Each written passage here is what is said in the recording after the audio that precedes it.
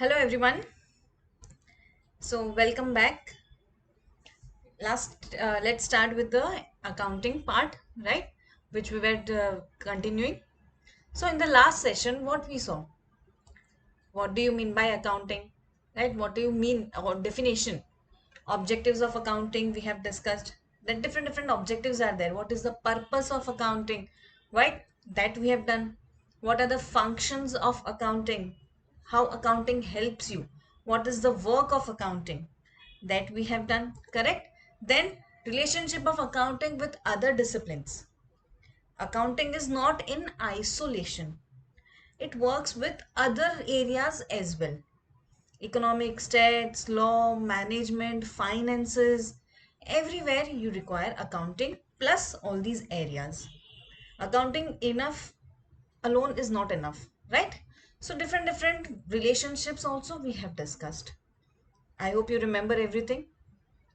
Now today we'll discuss users of accounting. Who uses this accounting? I made the accounts. Now who can be the different users? So let us get started, right? First one, investors. Investors means what? Shareholders. They are the actual owners of the company. I have prepared the accounts. Who will use it? Investors. They will see it. They will read it. They will understand the accounts. That okay, what is going on in my company? Correct? And according to that, they will take decision. Further, they want to invest or not. They want to purchase the shares. They want to sell off the shares. Right? So they can take the decisions easily. So they are the users. Next, employees. Employees also should know, right? What is the salary given? What are the benefits, extra bonuses given? So employees also uses the accounts.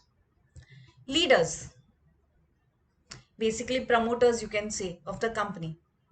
They will use the accounts, right? Because you should know what is going on in your company. Government. Government asks for your accounts. Why, ma'am? Government will check your income, whether company is into losses, company is into profits, right? Government gives subsidies, government take taxes. Taxes are paid on income. Ma'am, how will you come to know income? From the accounts. We make trading account, profit and loss account, balance sheet. All this we will study also one by one. So from that, government will come get an idea. Next, public.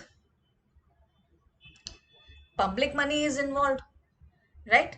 So public is also interested in your accounts. They also want to know whether you are doing fraud or not, whether how much you are spending for the environment, for the benefit of the society. They also want to know.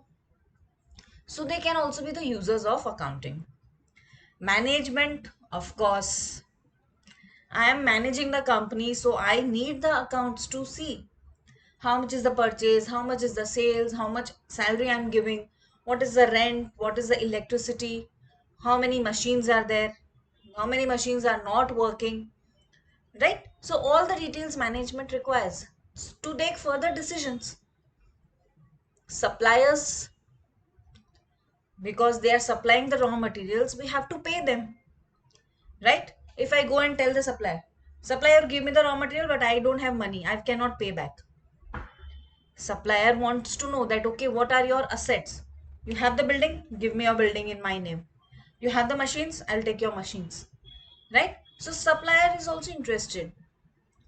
Creditors, because we have to pay the money, right? Customers because they want to check the price. Your customers are very important. Customers also wants to know that what is the price. So that means different people, they are interested in accounting. They uses the accounting. Basically everybody needs accounting in simple language if I say, right? So that is the users of accounting. So ma'am, accounting is very good, right? No problem with the accounting? No. There are few limitations also of accounts, making the accounts. Some demerit, not demerits, but some restrictions, some limitations are there. Always it is not that accounting is very good. Some problem is also there. In balance sheet, first of all, We just write assets, liabilities, right? That too only which we can value with the terms of money. What about others? What about my personal skills, employees' personal skills? That is also an asset for you, important asset. That is not shown anywhere in your balance sheet, right? So balance sheet have this limitation. Next, balance sheet shows the position of the business on the day of its preparation. Today I am preparing balance sheet. Today it will show the position of the business. How much is the assets, how much is the liability, what is the profit and loss account, how much is the capital, and so on. But it does not give any information about future. And we want future information also, right? That what will happen. But balance sheet does not provide that. Correct? Next, accounting ignores change in money factors. Inflation. Today also if I have written 100 rupees in my book, after 3 years also that 100 rupees will only be there. Whereas in reality everybody know value decreases, right? Accounts ignore that, all that factors. Accounts don't care. Time value of money is not there. Then next, you financial statements which we prepare, trading account, profit and loss account, balance sheet, all these we prepare. But we just write only monetary items. What about other items, non-monetary items? Human resources, very important. You don't calculate human resource and write it down. You ignore that. Quality, we don't mention quality also, right? So some non-monetary items are ignored, right? So this is also a limitation. Next, different accounting policies are there.